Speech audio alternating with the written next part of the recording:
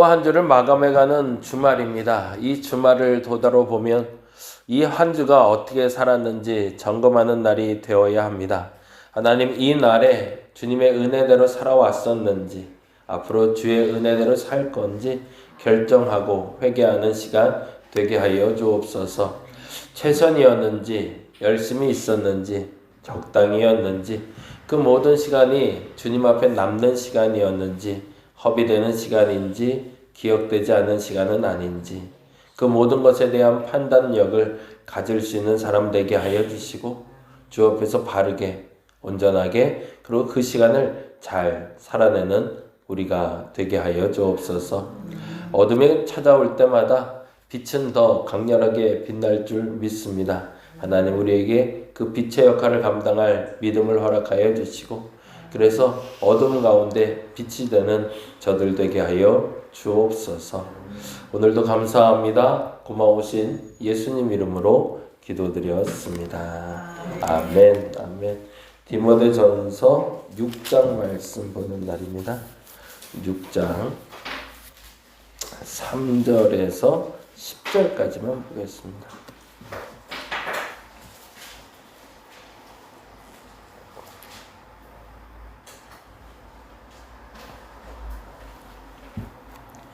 (6장 3절에서 10절) 우리 같이 한 목소리로 천천히 읽겠습니다.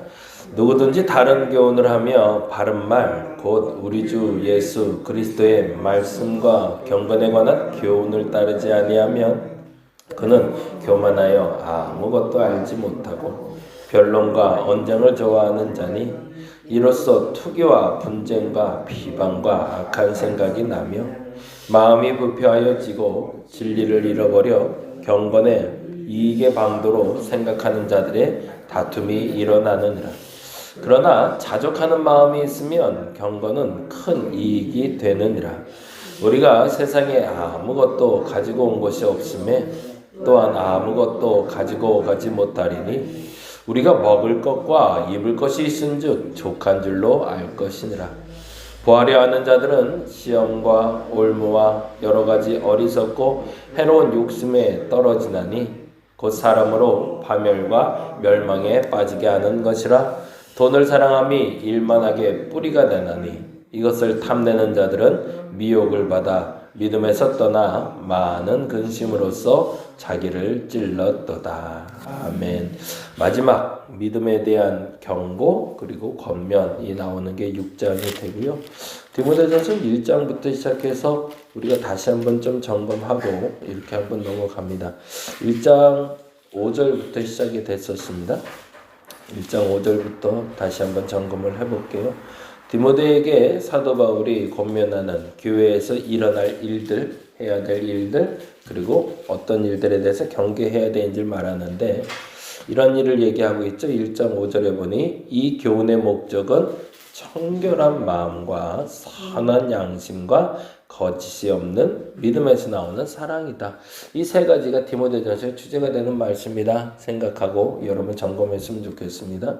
그래서 내가 정결한 마음이 있는가, 선한 양심을 갖고 있는가, 거짓이 없는 믿음에서 나오는 사랑을 행하고 있는가 라고 얘기했을 때 그것이 이루어지고 있고 그것을 위해서 노력하고 있다면 나는 복음의 사람이지만, 그러나 이렇게 열심히 살려고 하면서도 분쟁이 날 수도 있지만 이조차는 아예 상상도 하고 생각도 하지 않고 엉뚱한 것에 집중하고 있다면, 그리고 더 정확히는 나 때문에 교회에서 말거리가 만들어지고 있다면 경계해야 된다는 거죠.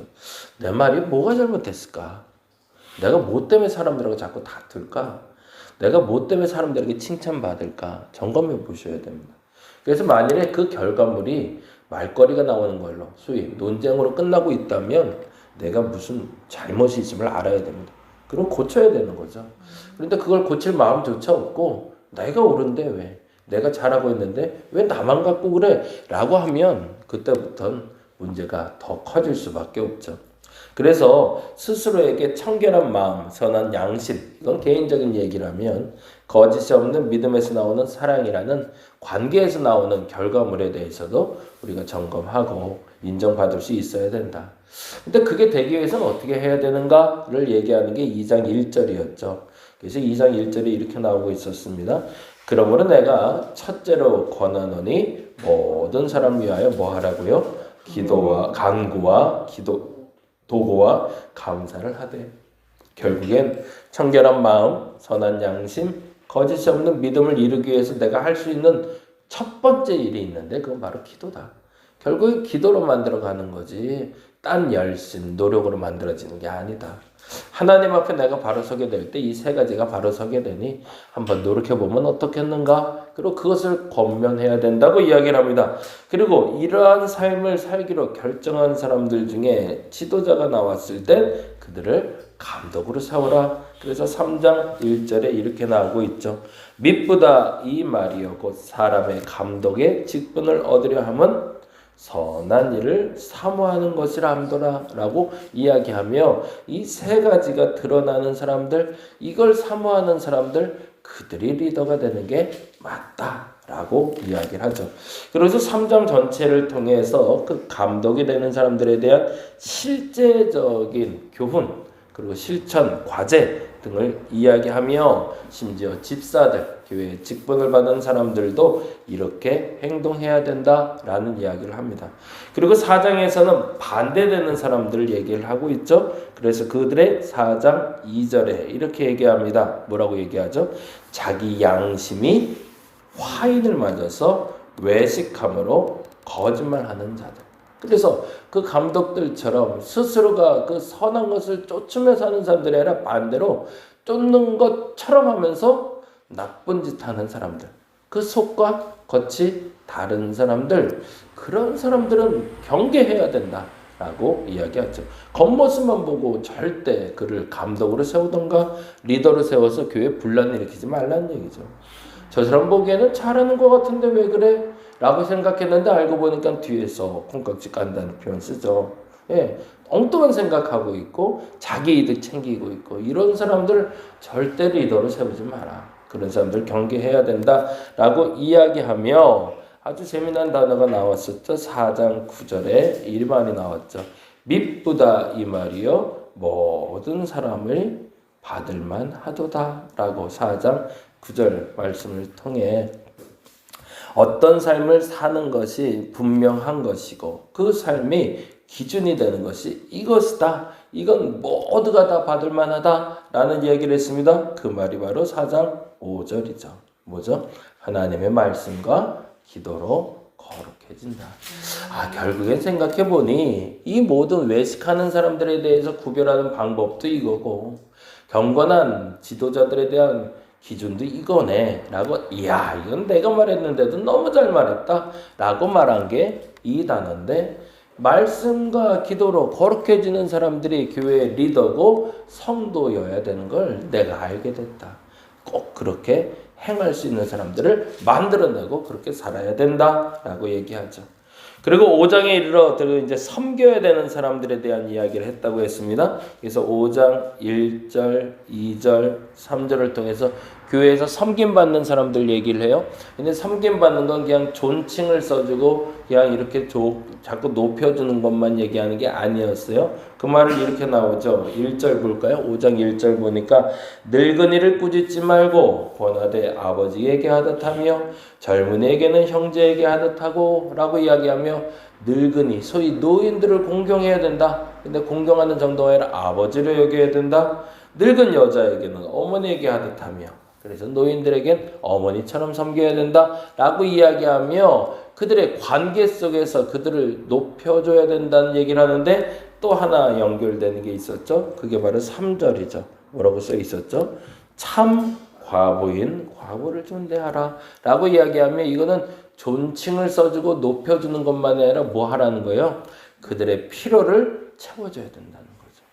그래서 그들의 필요를 채워주다 보면 참 과부가 누군지 잘못된 과부가 누군지도 알 수 있을 뿐더러 그게 교회가 할 수 있는 가장 소중한 일이니 그 리더들, 그 기도에서 만들어진 리더들이 교회 안에서 어려운 이들을 돕는 사람들이 돼야 된다라고 얘기하는 거죠.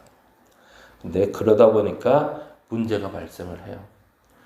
앞서 말한 대로 그냥 노인들을 공경해주고 잘 섬겨주는 것까지는 좋은데 지금 문제처럼 과부를 돕는 일에는 도구로 사용되는 게 있죠.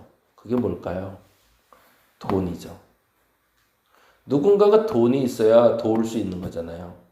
그리고 누군가는 더 많이 가져가는 사람들이 생기는 거죠. 이상한 일이죠. 처음에는 좋게 생각하고 좋은 일 하겠다고 생각했는데 이게 욕심이 나기 시작하는 거예요. 어떻게 하면 과부가 돈을 더 많이 받을 수 있는지를 아는 거예요. 어떻게 하면 내가 좋은 일 한다고 돈을 많이 모아올 수 있는 방법을 알기 시작하는 거죠. 그래서 어떤 교회를 갔더니 그 교회는 돈을 쌓아놓고 있는 거예요.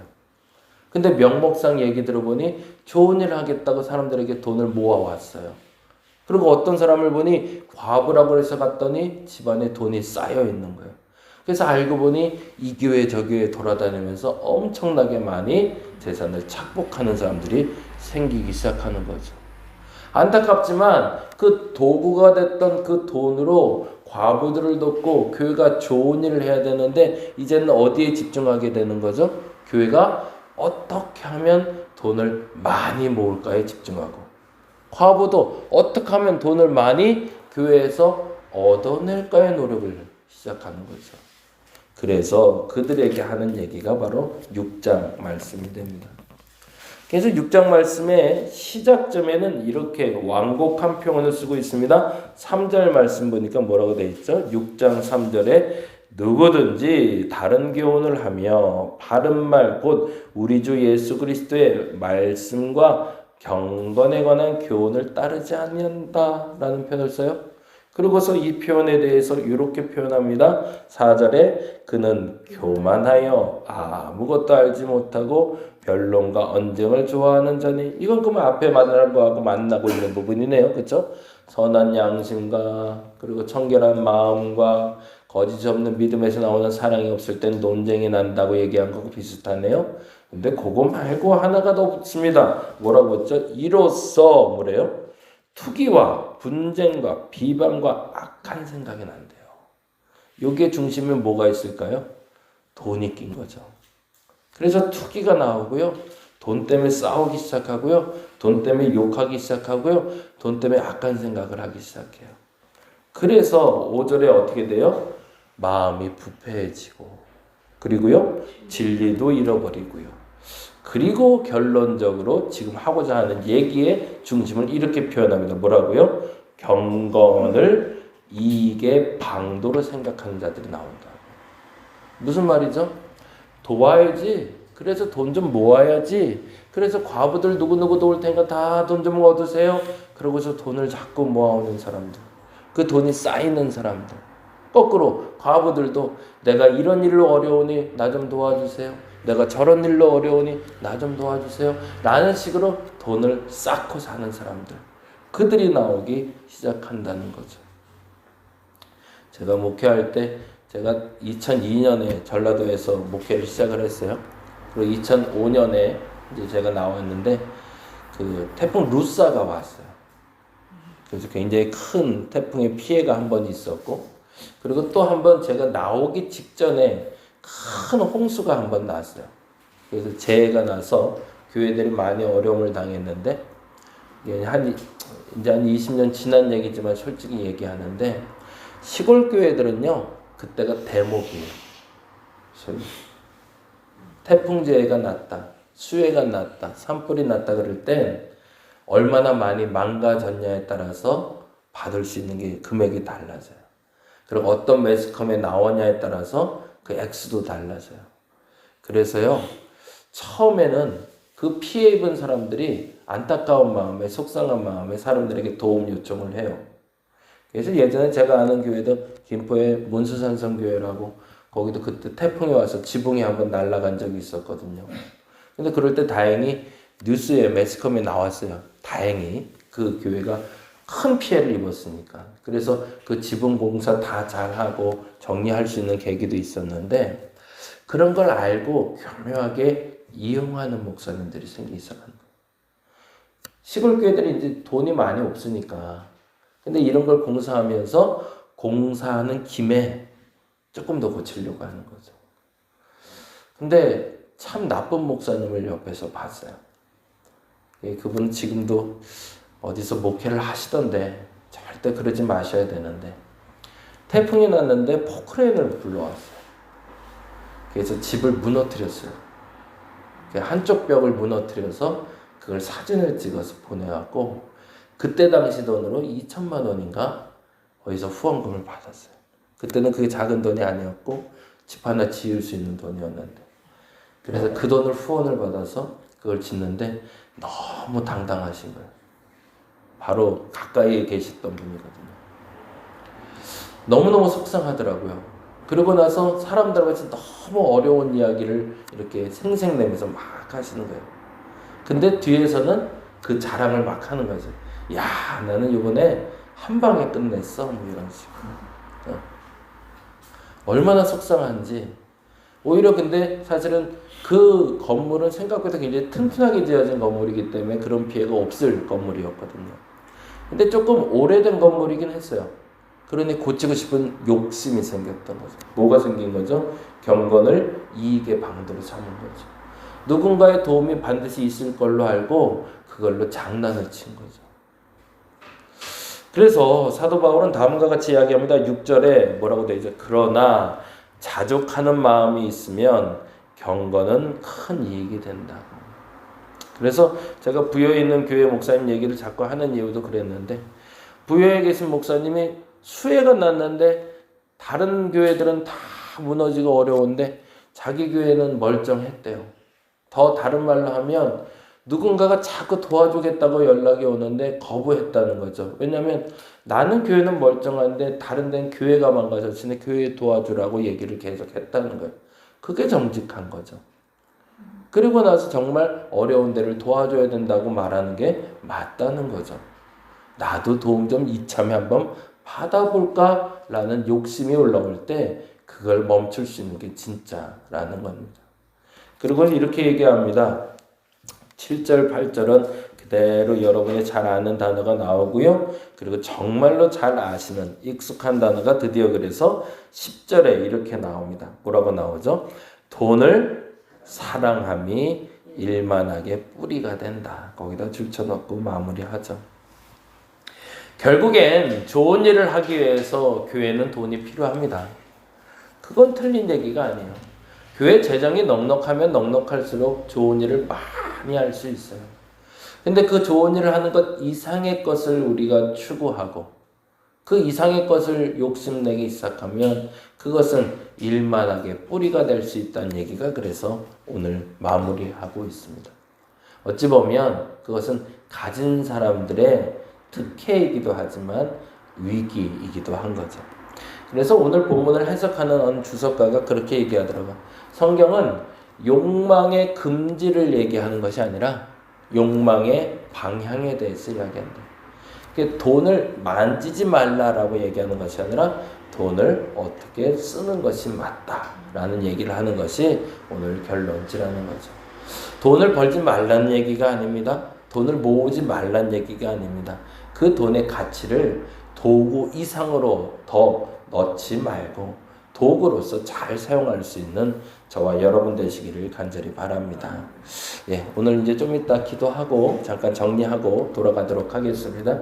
정리하는 일 좀 도와주시고요. 그리고 마무리되는 대로 내일 또 놀이시설 잘 운영할 수 있도록 기도도 부탁드리겠습니다. 기도하겠습니다. 하나님 감사합니다. 이제 한 주 마치고 한 주 시작하며 또 내일은 토요 독서 놀이학교를 통해서 아이들을 만나고자 합니다. 너무너무 어려운 시기에 전도하기 어려운 시기에 이곳에 사람들을 보내주시니 감사합니다. 보내주는 그 사람들을 통해서 열매가 있게 하여 주시고 예배도 드릴 수 있게 해주시고 주일학교 아이들이 모일 수 있는 계기를 마련하여 주옵소서. 이를 위해서 수고하고 애쓰는 저들도 기억하여 주시고 그것이 뿌리가 생기고 가지가 생기고 열매 맺히게 하여 주시옵소서. 돈을 도구로 여길 줄 아는 사람들이 되게 하소서. 돈이 본질이 아니라 도구라는 믿음을 가지고 살아가는 저들 되게 하여 주옵소서. 그래서 가난하지 않게 하시고 너무 부해서 교만해지지도 않게 하여 주시고 그 넉넉함에 자유함도 누릴 수 있는 저들 되게 하여 주시옵소서. 내일은 우리 하중이가 시험을 보는 날입니다. 주님 기억하여 주시고 연대 수시 이제 시험 보고 그 결과를 기다려야 될 텐데 오늘 하루에 건강을 지켜주셔서 컨디션 조절 잘해서 내일 시험도 잘 보게 하여 주시옵소서. 감사합니다. 고마우신 예수님 이름으로 기도드렸습니다. 다 같이 기도하고 돌아갑니다.